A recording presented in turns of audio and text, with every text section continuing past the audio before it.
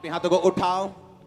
आज का वचन बोलो मेरे लिए होगा, ये मुझे बदलेगा, आशीषित करेगा और मैं सेम वापिस नहीं जाऊंगा। प्रभु यीशु मसीह के सामर्थी नाम में हम मांगते हैं, आमीन। जितना ऊंचा है ये अनॉइंटिंग उतनी गहरी आपकी लाइफ के ऊपर। हालेलुया। अपनी सीट ग्रहण करो, अपने हाथों को उठाओ, बाइबल उठाओ, बोलो मैं इस वचन से प्यार करता हूं। सब ब्रांचेस, ओवरसीज, सब फॉरेन ब्रांचेस, इंडियन ब्रांचेस, अपने हाथों को उठाओ। ऑनलाइन चर्च, ये वचन जो मेरे लिए होगा मैं इसे ग्रहण करता हूं। अंधकार की शक्तियां इन वचनों को चुरा ना सके। हिलाओ अपने हाथों को थैंक यू जीसस बोलते हुए।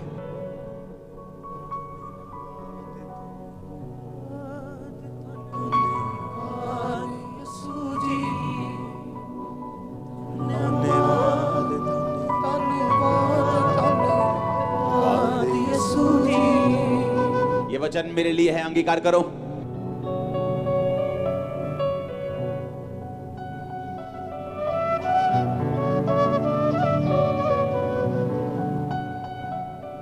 प्रभु यीशु मसीह के सामर्थी नाम में हम मांगते हैं। आज शाम हम एक ही वचन पढ़ेंगे, इसलिए मैं यहां खड़ा होकर पढ़ूंगा। दूसरा शमूएल 6 उसकी 1 से 13 आयत। फिर दाऊद ने एक और बार इज़राइल में से सब बड़े वीरों को जो 30,000 थे इकट्ठा किया।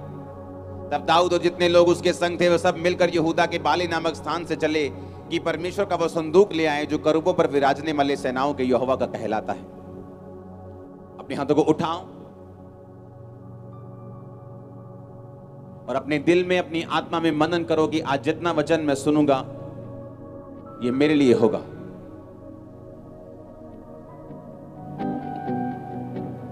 प्रभु यीशु मसीह के नाम में हम मांगते हैं। सुबह का वचन सुना था, हम किसमें हैं? लड़ाई में। किसमें हैं? बोलो पड़ोसी को, किसमें हैं हम? फाइट में। आमीन। और हमारी लड़ाई किसके साथ है? किस धर्म के साथ है? कौन सी डिनोमिनेशन के साथ है? हमारी लड़ाई किसी के साथ नहीं, शैतान के साथ। बाइबल कहती है कि दाऊद जब लड़ा, परमेश्वर ने उसके नाम को महान कर दिया, क्योंकि परमेश्वर ने कहा था दाऊद को कि मैं तुझे भेड़ों के पीछे फिरने से, अपना राजा होने के लिए इज़राइल का मैं तुझे चुनता हूं, और मैंने तुझे बुलाया इसलिए कि मैं तेरे नाम को बड़े लोगों के नाम के समान महान कर दूंगा। अब आपको मालूम है परमेश्वर ने आपको किस काम के लिए बुलाया? आपको मालूम है, पूरा नहीं मालूम लेकिन थोड़ा थोड़ा मालूम है कि परमेश्वर की बड़ी योजना मेरी लाइफ के ऊपर है। वो मेरी लाइफ को ब्लेस करना चाहता है, मेरे जरिए वो मेरे परिवार को ब्लेस करना चाहता है, मेरे जरिए वो बड़े काम करना चाहता है, वो मुझे भी निराशाओं से निकालना चाहता है और मुझे इस्तेमाल भी करना चाहता है। हर एक व्यक्ति को परमेश्वर की योजना के बारे में थोड़ा थोड़ा जरूर मालूम होता है। उसको अंदर मालूम होता है कि परमेश्वर की योजना, अगर उसको नहीं भी मालूम तो वचन कहता है कि परमेश्वर की योजना जो तुम्हारे विषय में है वो तुम्हारे लाभ के लिए है। आमीन। अपने पड़ोसी को बोलो, परमेश्वर की प्लानिंग जो तेरी लाइफ के लिए है वो तेरे फायदे के लिए है। आमीन। अब बाइबल कहती है दाऊद जब जब लड़ा, परमेश्वर ने उसके नाम को महान किया, क्योंकि उसका वायदा था कि मैं तेरे नाम को दूसरे नाम के समान जो महान है महान कर दूंगा। लेकिन उस वायदे को पूरा होने के लिए तुझे फाइट करनी पड़ेगी। आप बैठे हैं आराम से ना, अंग्रेजों से फ्री होके, किसी ने फाइट की है आप लोगों के लिए। हाँ, आज शांति का रीजन फाइट है जो की गई थी। आप चाहते हैं आपकी फैमिली में पीस आए, आपके सेवकाई में पीस आए, आपके पर्सनल लाइफ में शांति आए, तो उसका एक ही इलाज है, फाइट, लड़ाई। अपनी पड़ोसन से नहीं। हाँ, अब पड़ोसन के जूंडे मत पकड़ लेना जाके कि शांति चाहिए तुझे, फैंटी जार के मिलेगी। लड़ाई किससे? अपने आप से, अपनी अभिलाषाओं से, उन सवालों से जो शैतान आपके दिलों में डालता है, उन सवालों से जो वो परमेश्वर के वचन के खिलाफ खड़े करता है, उन परीक्षाओं से जिससे आप गुजर रहे हैं, उनसे। इसलिए परमेश्वर ने कहा तुम्हारा युद्ध मांस और लहू से नहीं बल्कि शैतान से, अंधकार से, शक्तियों से है जिसका हेड ऑफिस आसमान में है। अब ये तो हमें मालूम हो गया कि अगर पीस चाहिए, वो फैमिली का हो, वो फाइनेंस का हो, तो मुझे लड़ाई लड़नी है, क्योंकि परमेश्वर का कोई भी वायदा बिना लड़ाई लड़िए पूरा नहीं होगा। पुराने समय में जब लड़ाई इंसानों के साथ होती थी तो बाइबल कहती है वो लड़ते थे, परमेश्वर कहता था कि वो देश मैं तुम्हें देता हूं, जाओ लड़ो और जीतो। उनकी झोली में ऐसे देश नहीं आता था, वो जाते थे, लड़ते थे और जीतते थे। और आज भी ऐसा ही है, परमेश्वर बदला नहीं, लेकिन आज लड़ाई हमारी देशों के साथ नहीं, इंसानों के साथ नहीं, किसी जाति के साथ नहीं, बल्कि शैतान के साथ है। और अगर हम चाहते हैं वही पीस, अगर हम चाहते हैं वही ब्लेसिंग, अगर हम चाहते हैं वही परमेश्वर की योजना, अगर हम चाहते हैं खुदावंद का वो प्लान जो मेरी लाइफ में पूरा हो, तो मुझे लड़ना पड़ेगा। आमीन। मुझे फाइट करनी पड़ेगी, मुझे एक लड़ाका बनना पड़ेगा, एक फौजी बनना पड़ेगा और मुझे लड़ना पड़ेगा। इसलिए बोलता हूं क्रिश्चियनिटी बेचारों के लिए नहीं, जो अपने आप को बेचारा समझते हैं, ये उनके लिए नहीं। आप बेचारे हो सकते हैं रियल में, पर बाइबल कहती है जो बलहीन है वो बोले मैं वीर हूं। आप वीर हैं यीशु के नाम में, आप फलवंत हैं यीशु के नाम में, सारे कर्ज टूट चुके हैं यीशु मसीह के नाम में। हालेलुया। ऊंची आवाज में बोलो हालेलुया। इसलिए परमेश्वर ने आपको अपने पास बुलाया है। आमीन। इसलिए उसने आपको अपने पास बुलाया है। लड़ाई का पहला असूल लिखो, अपने कॉपी अपना पेन निकालो। सुबह आपने सुना कि लड़ाई लड़नी है, उसी से ब्लेसिंग आएगी। लड़ाई नहीं होगी तो शांति नहीं होगी। पर लड़ाई शैतान के साथ है, परीक्षाओं के साथ है, पाप के साथ है, फियर के साथ है, डर के साथ है। जो परमेश्वर की योजना है, शैतान जो उसके खिलाफ चल रहा है, ये उसके साथ है। और ये बात तो समझ आ गई है कि बिना लड़ाई कोई भी आशीष, कोई भी शांति आपकी लाइफ में नहीं होगी। परमेश्वर की योजना आपकी लाइफ में पूरी नहीं होगी, क्योंकि परमेश्वर सिर्फ अपनी योजना को बताता है, आगे आपने चलना है, नहीं चलना, चलना आपकी मर्जी है, परमेश्वर आप पे छोड़ता है। तो ये अगर समझ आ गया कि मुझे लड़ाई लड़नी है, क्योंकि उसी के बाद मैं ब्लेस होऊंगा, तो बच तेरा घराना बचाया जाएगा। लिखा कि नहीं लिखा? जब आप खुद बचते हैं तो क्या ये एक लड़ाई है कि नहीं? है कि नहीं? जब मैं बचा तो एक फाइट थी। ये किसकी सुनूं? रिश्तेदारों की सुनूं, माँ बाप की सुनूं, अपने शरीर की सुनूं, दिमाग की सुनूं, या वचन की सुनूं? मैंने फाइट को लड़ा, आज मेरा घराना बचाया जा चुका। तू बच रहा घराना, ये उसका वायदा है। धर्मी का वंश बचाया जाएगा, लेकिन धर्मी पीछे हट जाएगा तो उसका वंश बचाया नहीं जाएगा। अब धर्मी को फाइट करनी पड़ेगी उस वचन के लिए जो बाइबल में उसके लिए लिखा है। आमीन। एक औरत जिसके संतान नहीं, अगर उसको वचन नहीं मालूम कि वचन में लिखा है कि धर्मी का वंश बचाया जाएगा, धर्मी का वंश पृथ्वी के ऊपर पराक्रमी होगा, अगर उसे ये वचन समझ आ जाए, वो घुटनों पे बैठ जाए और रोज परमेश्वर से मुकदमा लड़ेगी। परमेश्वर तेरे वचन में लिखा है कि धर्मी का वंश बचाया जाएगा, धर्मी का वंश पराक्रमी होगा, मेरा वंश कहां है? आपके हाथ में होगा वंश। लेकिन आपने लड़ाई नहीं लड़ी, ना तो शैतान से लड़ी, ना तो शरीर से लड़ी, ना अभिलाषाओं से लड़ी, ना प्रार्थना में लड़ी। बाइबल कहती है याकूब प्रार्थना में प्रभु से लड़ा और प्रभु से जीत गया। हम प्रभु से इमोशनल होके नहीं लड़ सकते। पहला रूल लड़ाई का, तुम इमोशनल होके नहीं लड़ सकते। लिखो क्या है ये पहला? बाइबल कहती है अगर तुम रूल के मुताबिक ना लड़ो तो तुम जीतोगे नहीं। WWE देखिए, उसके रूल अलग हैं। आप सिर पर रॉड नहीं मार सकते, दाएं जो वहीं लगाने हैं बस। मुक्का भी सीधा नहीं मारते, मालूम? UFC में एक मुक्का पड़ता है, आंख लाल हो जाती। WWE में 10 मुक्के भी पड़े, मुंह ऐसे का ऐसे जैसे फेशियल करा के गए होते हैं, कोई फर्क नहीं पड़ता, क्योंकि रूल है कि मुक्का ऐसे मारना है, लगे ना ताकि फेस पे। UFC में मुक्का बजता है तो पूरा आंख लाल हो जाता है। हर लड़ाई का रूल क्या है? अलग अलग है। और बाइबल कहती है कि यदि तुम रूल के अनुसार नहीं लड़ोगे तो जीतोगे नहीं। आमीन। अब यह मालूम हो गया कि लड़ना जरूरी है। मुझे शरीर के साथ लड़ना है, क्योंकि जिस समय मैं प्रार्थना करने लगूंगा मुझे फेसबुक याद आएगा। हाँ, उसने क्या कमेंट किया होगा, यार देखो तो सही लाइक कितने बजे। ये एक फाइट है कि अब मैं फेसबुक पे जाऊंगा या मैं प्रार्थना की ओर जाऊंगा। चलो कल रोजा रखते। जैसे ही कल सुबह रोजा रखा, मम्मी ने 3-4 फेवरेट डिशेस बना के सामने रख देनी। अब ये फाइट है कि आज रखने के कल। सामने पड़ोसन खड़ी है, गुस्सा तो बहुत चढ़ रहा है कि मुंह पे मुक्का मारे, पर अपने आप को कंट्रोल किया। ये क्या है? एक फाइट है। शरीर पर काबू करना, ब्लू फिल्म को ना देखना, क्या है? एक फाइट है।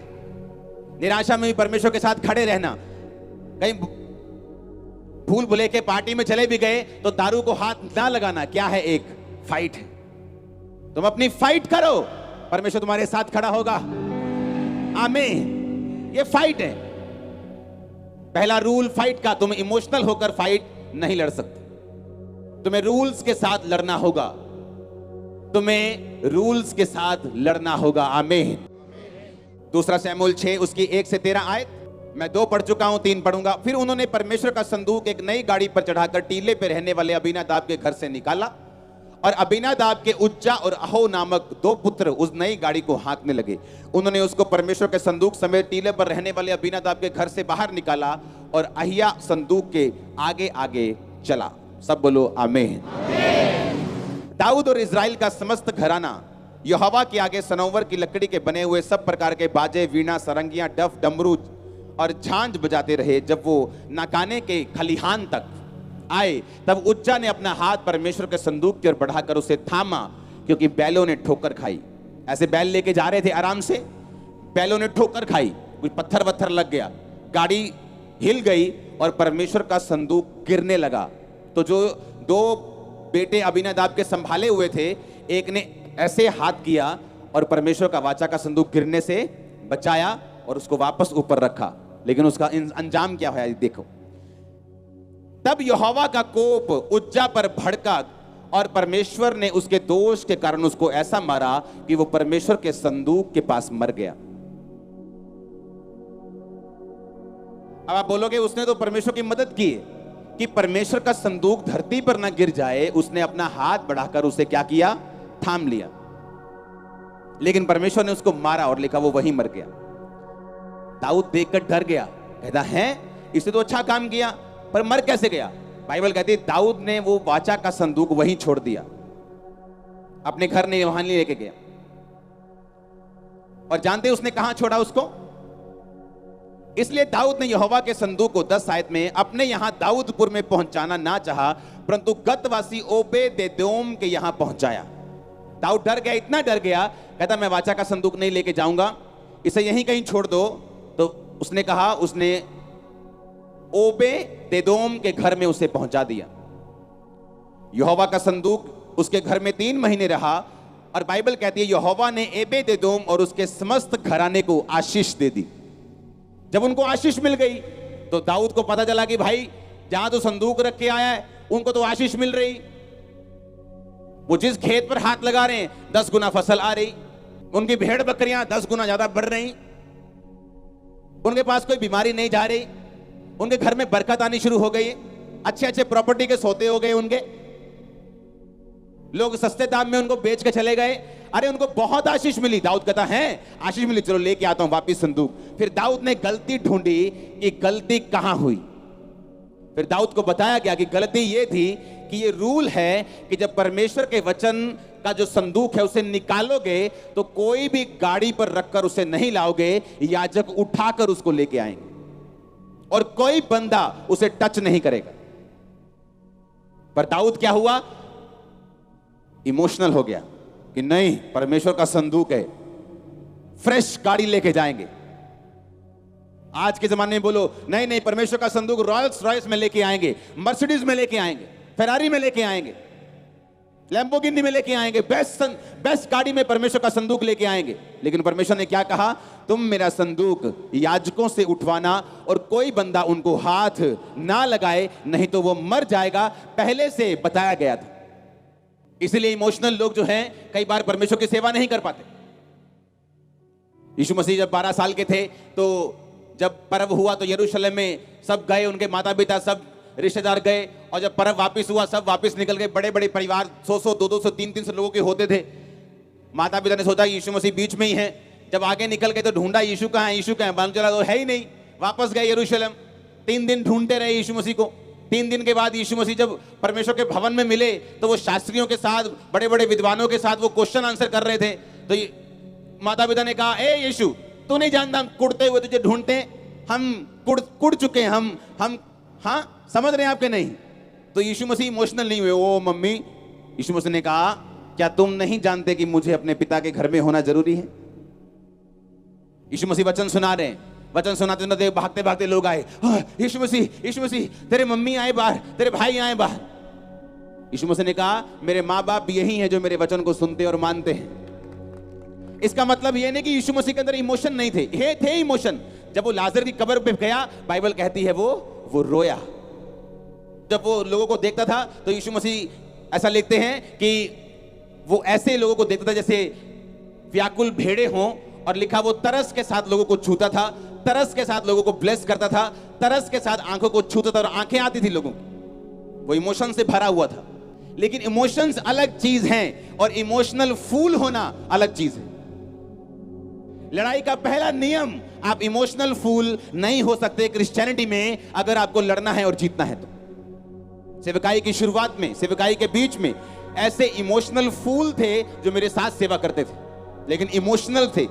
इमोशंस परमेश्वर वाले नहीं, संसारिक इमोशनल। और परमेश्वर ने उनको जब तक नहीं निकाला मेरी लाइफ में चैन नहीं आया।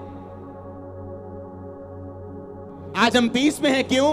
क्योंकि ये परमेश्वर का प्लान है आपकी लाइफ में। इमोशंस होना और इमोशनल होना ये दोनों अलग अलग चीजें हैं। यीशु मसीह के पास आया, यीशु मसीह ने कहा पतरस चलो, मुझे तीसरे दिन ऐसा ऐसे होगा, तीसरे दिन मैं उठाया जाऊंगा, जी उठूंगा, मुझे क्रूस पे चढ़ाएंगे, दुख देंगे। पतरस साइड पे जाके बोला, ए प्रभु इधर आ, तू तेरे साथ कभी ऐसा ना हो, दोबारा नहीं गल कहीं मैनू, तू कभी तेरे साथ कुछ नहीं होगा। यीशु मसीह ने कहा शैतान मेरे सामने से दूर हो जा, तू मेरे लिए ठोकर का कारण है, क्योंकि तू मुझे इमोशनल करने की कोशिश कर रहा है जहां मुझे नहीं होना चाहिए। तेरा यार नहीं, मेरा यार, कल नहीं जाना आप चर्च, पक्का दोस्त है ना मेरा, तू कल आप घूमन जाना। ये दोस्ती नहीं, दोस्त के पीछे कौन बोल रहे हैं। और आपको समझना है कौन सी बात कहां से निकल रही है। हर एक चीज को परमेश्वर के वचन की रोशनी में जांचना है। इसीलिए सब लोग नहीं जीत पाते क्रिश्चियनिटी में, क्योंकि उनको लड़ना नहीं आता। बाइबल कहती है अब दाऊद जब संदूक को लेके आया तो बलियां करता हुआ, याजक को उनके कंधे पे चढ़ाता हुआ और rightly accurately according to the word of God वो उन्हें लेके आया, और कुछ भी नहीं हुआ बल्कि दाऊद आशीषित हुआ। आमीन। लोग सेवा करते हैं इमोशनली, इमोशन से भर के, और मार खाते हैं। आपको इमोशनल नहीं होना, आपको स्पिरिचुअल होना है। आमीन। और स्पिरिट के हिसाब से चलना है, ना कि इमोशंस के हिसाब से, क्योंकि फाइट में आप इमोशनल नहीं हो सकते।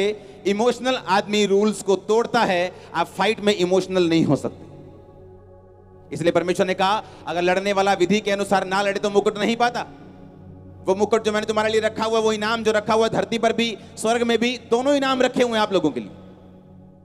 आज मेरी ब्लेसिंग मेरे लिए एक इनाम है जो हर तरफ से परमेश्वर ने मुझे दी है। इस धरती का वो मुकुट है, और आसमान में भी मुझे मालूम है अगर धरती में मुझे मुकुट दे सकता है तो आसमान में रखा हुआ है मेरे लिए। अनंत जीवन यहां से शुरू होता है। अनंत जीवन ऊपर शुरू नहीं होता, अनंत जीवन अब से शुरू होता है। जिस दिन से आप यीशु मसीह को अपना उद्धारकर्ता ग्रहण करके बपतिस्मा लेते हैं, उस दिन से अनंत जीवन शुरू होता है। उस दिन से लाइफ को जो जीसस क्राइस्ट की है आप अपनी जिंदगी में महसूस करना शुरू करते हैं। वो परिवार जो मरा हुआ है वो जागना शुरू होता है, वो रिश्ते जो मरे हुए हैं वो जागने शुरू होते हैं, वो चीजें जो टूट चुकी हैं कर्ज के कारण वो जागनी शुरू होती हैं। आप लाइफ को महसूस करते हैं पहले दिन से अपनी लाइफ में। हालेलुया। ऊंचा होना चाहिए हालेलुया। आमीन। अपने पड़ोसी को बोलो इमोशनल होके नहीं लड़ना, स्पिरिचुअल होके लड़ना है। आमीन। आप इमोशनल होके नहीं लड़ सकते। शाऊल इमोशनल हो गया, यार छोड़ो क्या मारना है इन लोगों को, ए छोटे बच्चे। परमेश्वर ने कहा अमोनियों को खत्म कर दे, दूध पीता बच्चा तक। भेड़ बकरियां कुछ अच्छी अच्छी छोड़ दी, कुछ लोग छोड़ दिए, भगा दिए, और वही अमोनी उसके कत्ल का कारण बने। पता है कि नहीं पता? तुम परमेश्वर से अधिक समझदार नहीं हो सकते, तुम परमेश्वर से अधिक धर्मी नहीं हो सकते।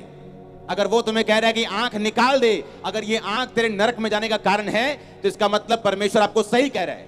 उसे आने वाला समय मालूम है, वो फ्यूचर को देख सकता है। उसे मालूम है आने वाले समय में कौन सी शैतान कौन सी मुसीबत को लेकर आपके सामने खड़ा है। उसे मालूम है कैसे आपको बचाना है, परमेश्वर को मालूम है। आपको सिर्फ फॉलो करना है, एक बच्चे की तरह उसका पीछा करना है। इसलिए यीशु मसीह ने कहा जब तक तुम बच्चों की तरह मेरे राज्य में प्रवेश नहीं करोगे नहीं करने पाओगे।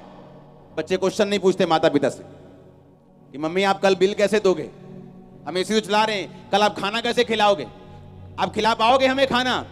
कोई क्वेश्चन नहीं। यीशु मसीह ने कहा बच्चों की तरह मेरे राज्य में प्रवेश करना, कोई क्वेश्चन नहीं, भरोसा रखना। आमीन। जब बाप बच्चे को उठाता और खिलाता ऊपर फेंकता है तो बच्चा रोता नहीं, हंसता है, उसे मालूम है बाप पकड़ लेगा। लेकिन जब यीशु मसीह आपको फेंकता है बोलते हो तेरी तो है भी है प्रभु के नहीं। हाँ, जब वो आपकी परीक्षा लेते हैं हल्की सी, आप सवाल उठाते हो, आप शक करने लगते हो, आप खुद अपना बैलेंस बनाने की कोशिश करते हो। नहीं बनाना बोलो बैलेंस, जीसस को बनाने देना है, उसे पकड़ने देना है। सुपर बैलेंस होगी आपकी लाइफ। आमीन। ऊंचा चाहिए। मैंने कहा सुपर बैलेंस होगी आपकी लाइफ, सुपर बैलेंस होगा आपका फाइनेंस, सुपर बैलेंस होगा आपकी सेहत। आमीन। हो जाए आशीष तुम्हारी है चर्च। Hallelujah, hallelujah. ये परमेश्वर का प्लान है आपकी लाइफ में। आमीन। आपको फाइट करनी है पर इमोशनल होके नहीं। वो इमोशन किसी के बीच से भी आ सकते हैं। आपके सबसे करीबी लोग, आपकी मां हो सकती है, बाप हो सकता है, भाई हो सकता है, वाइफ हो सकती है, हस्बैंड हो सकता है, आपकी बेटी हो सकती है। ये पापा छोड़ो ना, चर्च में आज मत जाओ, देखो तो मम्मी रो रही है, घर में कलेश पड़ा हुआ है, आप क्यों नहीं समझते परिवार सबसे ऊपर है।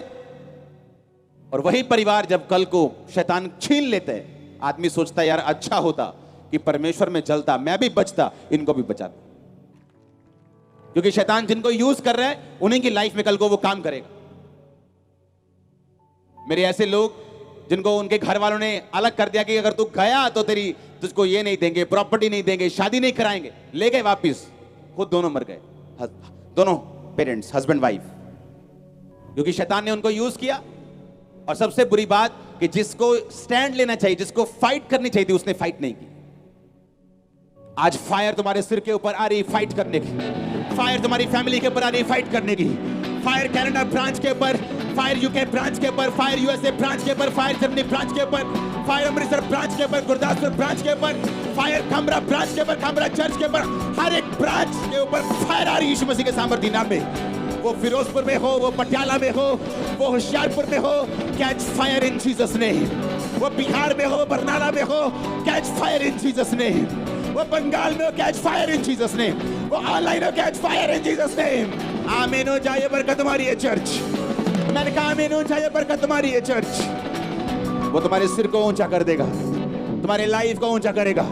तुम सिर उठा के चला करोगे टाइम आ रहा है चर्च। बेस्ट देश तुम्हारे होंगे यीशु के नाम में, बेस्ट प्लेसेस तुम्हारे होंगे यीशु मसीह के नाम में। आमीन। हो जाए आशीष तुम्हारी है। Hallelujah, hallelujah. ये परमेश्वर का प्लान है आपकी लाइफ के लिए। आप अड़े और खड़े रहेंगे, आप जीतेंगे नहीं, आप बम्पर जीतेंगे यीशु के नाम में। वो छोटी सुनो मेरी बात, जब यीशु मसीह आपकी लाइफ में आता है ना तो लॉटरी डालने की जरूरत नहीं पड़ती आपको। आपकी लॉटरी ऑलरेडी लग चुकी है, बस उसे कैश करवा लो। लोग आए मेरे पास कि एक भाई है, बहुत परमेश्वर के लिए सेवा करता है, बहुत गरीब है, उसके लिए हम सब पास्टर्स ने लॉटरी डाली है, प्रेयर करना कि इसका नंबर लग जाए। मैंने कहा मैं नहीं करूंगा, उसकी लॉटरी लग चुकी है, बस वो कैश कैसे करनी है ये देखना है। आमीन। आप इमोशनल नहीं हो सकते कि आज यार मेरा घर में खाना नहीं है, क्या मैं टाइट दूं कि खाना लेके आऊं? टाइट देना है। पता है क्यों? वो एक टाइम का खाना तुम्हें बचा नहीं सकता, पर जब परमेश्वर के सामने तुम्हारी वफादारी साबित होती, वो हेवन ओपन करता तुम्हारे लिए। मिनिस्ट्री के पास कोई जगह नहीं। आपको मालूम है कितनी भी जगह जैसे हम बैठे हैं, इस जगह पे आने से पहले 7 साल में 8 जगहें चेंज की थी। मिनिस्ट्री जहां जाते थे जगह भर जाती थी। अब क्या करें, साथ वाली नहीं है अपनी, उधर वाली है नहीं, इधर वाली कोई है नहीं, जहां जाना साल में जगह फुल, 9 महीने फुल, साल फुल, 9 महीने फुल। अच्छा अब क्या करें, जगह के लिए पैसा चाहिए। अच्छा ठीक है, लोग पैसा तो दे रहे हैं, इकट्ठा करते जाओ, कभी जगह नहीं ले पाते। लोग देते रहे, हम बोते रहे, देते रहे, बोते रहे, देते रहे, बोते रहे। इवेंजलिज्म, ये वो, लोगों के घर बनते हैं आज भी, आपको मालूम नहीं, इंटरनेट पे नहीं डालते हम। आप देते रहे, वो बोते रहे। परमेश्वर ने जगह दी। आज आप यहां भी अपने में बैठे हो, उधर भी अपने में बैठे हो, उधर भी अपने में बैठे हो, पार्किंग भी अपने में बैठे हो। ये परमेश्वर का प्लान है कि आप इमोशनल होके चलेंगे कि आप स्पिरिचुअल होके चलेंगे। आप इमोशंस का पीछा करेंगे कि आप स्पिरिट का पीछा करेंगे। आप वो देखेंगे जो बाइबल कहती है, या वो देखेंगे जो माहौल, जो सर्कमस्टेंसेस, जो आज की कंडीशन कहती है कि उसको फॉलो करेंगे। फिर तो आप नॉर्मल लोगों की तरह हैं, वो भी अपनी नॉर्मल कंडीशंस को देखते हैं कि अच्छा है आज पैसा है तो बोते हैं, नहीं है तो रखते हैं, अच्छा लग रहा है तो प्रार्थना करते हैं, बुरा लग रहा है तो दारू पीते हैं। ऐसा नहीं होगा, ये फाइट नहीं। ये तो माहौल के हिसाब से वो थाली का बैंगन है, जिधर थाली भारी उधर उधर घुस गए। वो लोग होते हैं ना जिधर देखते हैं कि पासा भारा है उधर के हो जाते हैं। जो 4 बंदे इधर खड़े, नहीं नहीं भाजी सही गल है ताड़ी। जो 5 इधर आ गए, नहीं नहीं इन्ना भी ठीक है भाजी ताड़ी गल ज्यादा वधिया। पता है कि ये 5 हो गए, इधर से मार पड़ेगी, इधर इधर हो जाओ। ऐसा नहीं होना है। अकेले खड़े रहो, तुम भीड़ होंगे। मैं सच कह रहा हूं, अकेले खड़े रहो। तुम्हारे रिश्तेदार, तुम्हारे लोग, तुम्हारा परिवार बाइबल के वर्ड के मुताबिक, यहोवा के वचन के मुताबिक उनको तुम्हारे पीछे आना पड़ेगा। बाइबल कहती है आना पड़ेगा। कंडीशन नहीं है, कोई रास्ता नहीं है। अगर आप खड़े रहे उनको आना पड़ेगा। कोई रास्ता नहीं, कोई तू मैं, कोई कंडीशन नहीं। अगर ऐसा हुआ तो ऐसा होगा, कोई कंडीशन नहीं। तू बच, तेरा घराना बचाया जाएगा। That's it. आज ना तो लोग शैतान से लड़ते, ना तो लोग अपनी अभिलाषाओं से लड़ते।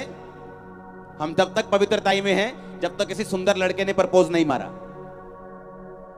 जिस दिन प्रपोज आ गया, पवित्रताई खत्म।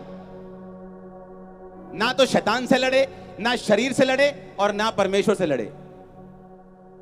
एक है प्रभु से लड़ना कि जा मेरी कमेटी ना निकली आज की मैं नहीं आना चर्च। एक है मूर्खता से लड़ना। और एक है कि प्रभु तेरे वचन में लिखा है धर्मी का वंश बचाया जाए। रोज सुबह, रोज दोपहर, रोज शाम, रोज रात परमेश्वर को सिरदर्द कर दो।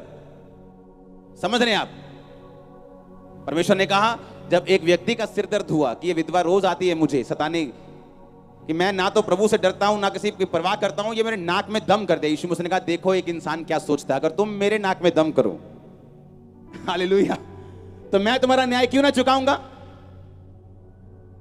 पर तुम प्रभु से भी नहीं लड़े, तुम शैतान से भी नहीं लड़े, तुम शरीर से भी नहीं लड़े। याकूब लड़ा, बाइबल कहती परमेश्वर से लड़ा। उसने दूत को बोला मैं तुझे जाने नहीं दूंगा जब तक तू मुझे ब्लेस नहीं, मैं तुझे जाने नहीं दूंगा। कभी 40 फास्टिंग की है, कभी 40 रोजे रखे हैं, कभी नाइट प्रेयर की है, कभी चैलेंजिंग गिविंग की है? नो, कभी फाइट नहीं की। फाइनेंशियल हालत सुधरी नहीं, वो कब सी ऐसी है क्योंकि हमारा बोना कभी हुआ ही नहीं। हमने कभी सैक्रिफिशियल बीज बोया नहीं, हमने ऐसा कभी बीज बोया नहीं जो हमको हिलाए, कभी ऐसी प्रेयर की नहीं जो परमेश्वर को हिलाए। वो टीम बैठी उधर, उनको मालूम है जब मैं रूम में एंटर करता था उनको मालूम था अब 6 घंटे हमको ये उठने नहीं देगा प्रेयर में। उस साहब ने भी इशारे तू निकल और ये मालूम था कि अब आ गए, बस 6 घंटे गए। 6 घंटे प्रेयर रोज, एवरी डे। क्यों? चैलेंज था लाइफ में, चुनौती थी।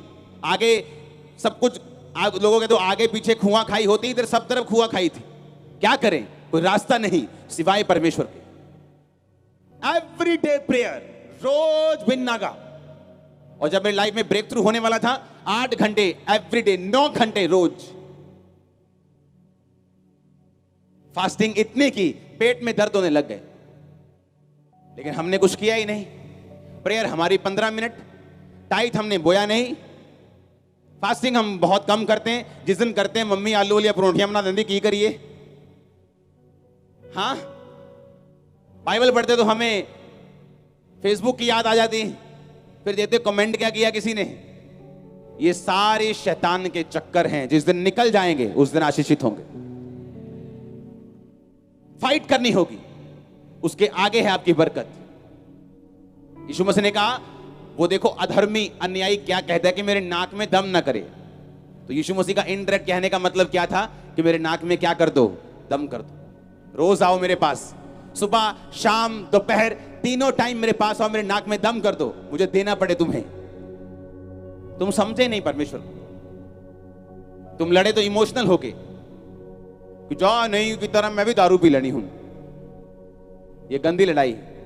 और आप दारू पी लो, आप नाली का पानी पी लो, उसको कोई फर्क नहीं पड़ता। मैं आपको सच कह रहा हूं। आप रियल फाइट करेंगे, उसके नाक में दम करेंगे, रियल फाइट से। उसको मालूम है कि ये कहीं नहीं जाने वाला, ये बैकस्लाइड नहीं होने वाला, ये शराब नहीं पीने वाला, ये गिरने वाला नहीं, ये रोज आएगा, मुझे देना होगा। हालेलुया।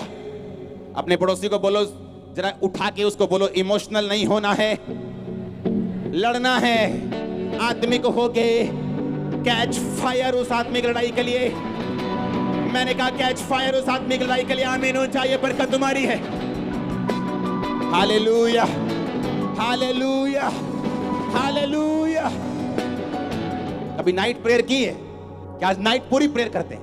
चलो आज 3 दिन रात के रोजे। आप रोजे तब रखते जब चर्च से अनाउंस हो कि भाई साहब हम भी भूखे रहेंगे, सोम मंगलवार तुम भी रहना। चलो आप भूखे रहते हैं, तो हम तो कई बार अनाउंस नहीं करते अपने रोजे रखने में। फास्टिंग, उसने कहा जब तू उपवास करे, उसने ये नहीं कहा अगर तू उपवास करे। क्या कहा उसने? जब तू। उसका मतलब उपवास करना जरूरी है। तुम्हें शुगर है तब भी जरूरी है। टाइम ऊपर नीचे कर लो, अपने हिसाब से कर लो, लेकिन कुछ जरूर करो। मुझे काम होता है सुबह सुबह, मैं फास्टिंग करूंगा तो प्रेयर नहीं करूंगा। आप 100 नहीं दे सकते, 50 दे दो। फास्टिंग तो शुरू करो, प्रेयर का इंतजाम भी परमेश्वर करवा देगा। मॉर्निंग रात को करो, कुछ तो करो। अरे कुछ तो करो, कुछ तो लड़ो। बैठे रहेंगे तो बैठे रहेंगे। हालेलुया। आप जाएंगे, परमेश्वर आपके साथ जाएगा। अगर आज कुछ इवेंजलिस्ट बैठे रहते तो अफ्रीका बचता ना। वो गए, काम किया है, फाइट की है, लड़ाई की है, चैलेंजेस देखे। दुनिया की सबसे ज्यादा क्रिश्चियन बुक बाइबल के बाद जिस व्यक्ति की है, उस व्यक्ति की टेस्टिमनी ये है कि जब भी वो चर्च के लिए जगह लेते थे, कोई ना कोई गड़बड़ होती थी, चर्च की जगह ही नहीं उनकी सिलेक्ट होती थी, और उनकी चर्च टेंट में लगती थी, वो भी अमेरिका जैसे देश में, और 10,000 क्रॉस कर गई थी चर्च। अमेरिका में 500 लोग भी अगर टेंट के नीचे आ जाए बड़ी बात है, वो उसे इंडिया में समझ। और आज उसकी बुक दुनिया की सबसे ज्यादा बिकने वाली बुक है। अगर तुम्हारी लड़ाई ज्यादा है, तुम्हारी बरकत भी वर्ल्ड फेमस होगी। पर तुम्हें फाइट करनी है। किससे करनी है? शैतान से। किससे? और शरीर से, अभिलाषाओं से। किससे? और परमेश्वर से। हालेलुया। उसने कहा अपना मुकदमा मेरे सामने रख, अपना प्रमाण मुझे दे कि मैं तुझे ब्लेस करूं, क्यों करूं। तुझे हीलिंग चाहिए, मैं तुझे क्यों हील करूं। तुझे बरकत चाहिए, मैं क्यों तुझे बरकत दूं। परमेश्वर मुझे बरकत दे अपनी महिमा के लिए। तेरे वचन में लिखा जो कुछ तो मेरे नाम से मांगेगा मैं तुझे दूंगा। मैं तेरे नाम में, तेरे चरित्र में होकर मांग रहा हूं। तेरी महिमा के लिए, तेरी गवाही देने के लिए मुझे चाहिए। आपको क्या लगता है कि पास्टर्स पैसा नहीं मांगते प्रभु से? मांगते कि नहीं मांगते? बरकत दे प्रभु, चर्च बनाना है, ये करना है, ये कर, सब मांगते कि नहीं मांगते? लेकिन मांगने से नहीं मिलता। सिर्फ कुछ चीजों को आपको प्रैक्टिकली करना पड़ता है, बोना पड़ता है, सैक्रिफाइस करना पड़ता है, मेहनत करनी पड़ती है। हालेलुया। अपनी लाइफ को ऐसा बना के रखो। कभी अपना केस लड़ा है परमेश्वर के सामने? तुम्हारी लाइफ का जो सबसे बड़ा मुद्दा है, उसके लिए रोज कितनी प्रार्थना करते हो तुम? बताओ, चलो बताओ। तुम्हारे सामने पहाड़ है, वो हटेगा तब जब तुम फावड़ा लेके जाओगे और उसे खोद दोगे, तभी तो हटेगा। साल में 6 महीने में कि बैठे रहोगे, रोते रहोगे, पहाड़ बड़ा है, पहाड़ बड़ा, वो और बड़ा हो जाएगा मिट्टी डल डल के। केस इतना बड़ा, केस कैंसर, प्रार्थना 10 मिनट। केस 10 साल से बच्चा नहीं हुआ, प्रार्थना 10 मिनट। केस है कि बाप दादाओं से गरीबी का श्राप फॉलो कर रहे हैं, प्रेयर 3 मिनट। हंसी नहीं आती तुमको? आती कि नहीं? मुश्किल सदियों से पीछा कर रही है परिवार का, और प्रार्थना कब होती है? जब आलू वाले परोंठे आए, प्रभु जी इन्हें शुद्ध करो। या सुबह सुबह वाली है, हमारे बाप तू जो आसमान में है। बाप कहता है हाँ मुझे पता है मैं आसमान में हूं, तू धरती पे अच्छी तरह से चल। हालेलुया। केस इतना बड़ा, प्रेयर इतनी सी। लेनी मर्सिडीज है, हाथ में चिल्लर है, वो तो साइकिल भी नहीं आएगा। हमें बुद्धि से भी चलना है और आत्मा से भी चलना है। हमें फाइट करनी है, इनफ फाइट करनी है कि आपके जवाब आपको मिल सके, आप एक अच्छी एग्जाम्पल बन सकें, परमेश्वर के नाम में बड़ी गवाही के साथ वापिस आ सकें। यह परमेश्वर का प्लान है आप लोगों के लिए। इसलिए मैंने कहा कितनी फाइट है आपकी। परमेश्वर के सामने कब गए आप? लास्ट टाइम कब आपने सीरियसली प्रार्थना की कि परमेश्वर तेरे वचन में लिखा है, ये लिखा है, ये लिखा है, ये लिखा है, ये लिखा है। मेरी फर्स्ट बाइबल अगर आप उस बाइबल को खोलेंगे तो पन्ने काले हो चुके हैं। पता है क्यों? जब कोई वचन मुझे छूता था, मुझे लगता था कि इम्पॉसिबल है ये वचन कभी पूरा नहीं हो सकता मेरी लाइफ में, पर वचन कहता है, वचन परमेश्वर कहता है कि पूरा होगा। मुझे रोना आता था और मेरे सिर पे अनॉइंटिंग ऑयल लगा होता था और बाइबल पे ऐसे सिर रख के मैं घंटों रोता था, इसलिए वो बाइबल के वो पन्ने काले हो गए थे, उस पे ऑयल लग लग के। आज जिन काले पन्नों को आप मेरी बाइबल में देखेंगे वो सारे पूरे हो चुके हैं। पर फाइट थी, लड़ाई थी कि ऐसा हो सकता है। परमेश्वर कहता है मुझे नहीं मालूम कैसे होगा, परमेश्वर कर सकता है। हालेलुया। वो 1 साल नहीं चली, 2 साल नहीं चली, 10 साल चली, 15 साल, 12 साल चली। अपने पड़ोसी को बोलो, बोलो लड़ो। अपने पड़ोसी को बोलो, बोलो जीतो। Hallelujah, hallelujah. जैसे तुम प्रोग्राम बनाते हो ना घूमने का हिमाचल में, हाँ, ऐसे प्रोग्राम बनाओ तो प्रार्थना करने का। चलो 2 दिन प्रेयर करके आते हैं, चलो 1 दिन प्रार्थना करके आते हैं। वो कल्चर खत्म हो गया प्रेयर का। प्रेयर मतलब घर में गए, आधा घंटा इधर उधर की बातें की, हो गई प्रेयर। अरे 15-20 मिनट, आधा घंटा तो फोन, काम, टीवी दिमाग से नहीं निकलता। आज सारा दिन क्या किया, किसने क्या बोला, आधा घंटा तो दिमाग से नहीं निकलता। मैं सच कह रहा हूं कि नहीं? उसके बाद तो इंजन गर्म होता है, उसके बाद तो प्रार्थना शुरू होती, तब तुम्हारा आमीन हो जाता है और तुम कहते हो परमेश्वर मेरा केस हल कर। तुम लड़े नहीं, इसलिए परमेश्वर मुझे बाइबल स्टडी देने के लिए बोला आपको। फाइट करनी है, फाइट के रूल मैं आपको सिखाऊंगा। आप लड़ेंगे और जीतेंगे, आप लड़ेंगे और जीतेंगे। आपको जो चाहिए आपके दिमाग में रखने से आपको नहीं मिलेगा, उसे शब्दों पर ले आके मॉर्निंग, नून में, आफ्टरनून में और शाम में, रात में आपको प्रभु को बोलना पड़ेगा। हाँ, बोलेंगे तभी जब पवित्रताई में होंगे, और ये बोलने के चक्कर में हम पवित्रताई में रहेंगे। और जब बोलने के चक्कर में पवित्रताई में रहेंगे, जब 3-3 बार प्रभु को एक बात बताते जाएंगे, कहता मेरे नाक में क्या करो, उसने आप कहा, हमने थोड़ी कहा है। उसने कहा, वो कहती कि विधवा को सुन के वो बोलता है पापी बंदा कि मेरे नाक में दम। परमेश्वर कहता सोचो ये क्या बोल रहे हैं, मैं अपने चुने हुओं का न्याय क्यों नहीं चुकाऊंगा, पर जो दिन और रात मेरे नाम की दुहाई देते। कंडीशन है, पर हम तो दिन रात को दुहाई देते नहीं। हमारी दुहाई तो वीरवार और संडे को होती है, कि नहीं होती? कि वीरवार दुहाई देने जाना है और फिर संडे दुहाई देने जाना है, और कभी कभी फिर संडे शाम को भी देने जाना है। ये आए तो हुए ही हैं, चलो फिर शाम को भी दुहाई देते चलते हैं। उसके बाद सोमवार, मंगलवार, बुधवार कुछ नहीं। उसने कहा तू लड़ेगा, मैं तेरे नाम को ग्रेट कर दूंगा। तू फाइट करेगा, मैं तेरे नाम को महान कर दूंगा। तू फाइट करेगा, जो तुझे चाहिए मैं तुझे दूंगा। जो मेरा वायदा है तेरी लाइफ में पूरा होगा। मेरी योजना तेरे बच्चों की लाइफ में, तेरे फाइनेंशियल लाइफ में पूरी होगी, वो तेरी फिजिकल लाइफ में, स्पिरिचुअल लाइफ में पूरी होगी, वो तेरी मिनिस्ट्री में पूरी होगी। आमीन। ऊंचा ये बरकत तुम्हारी, ये चर्च। Hallelujah, hallelujah. शैतान के साथ कोई कॉम्प्रोमाइज नहीं करना, किसी भी तरह का कोई कॉम्प्रोमाइज नहीं करना, किसी भी तरह का, कोई भी पाप का, किसी भी एंगल का, किसी भी सेकंड का, किसी भी इंच का कोई कॉम्प्रोमाइज नहीं। उसको जूती दिखा के ही रखनी, उसको भगा के ही रखना है, उसकी बात को काट के रखना है, कोई कॉम्प्रोमाइज नहीं। वो फायर आपके अंदर आ चुकी है आज।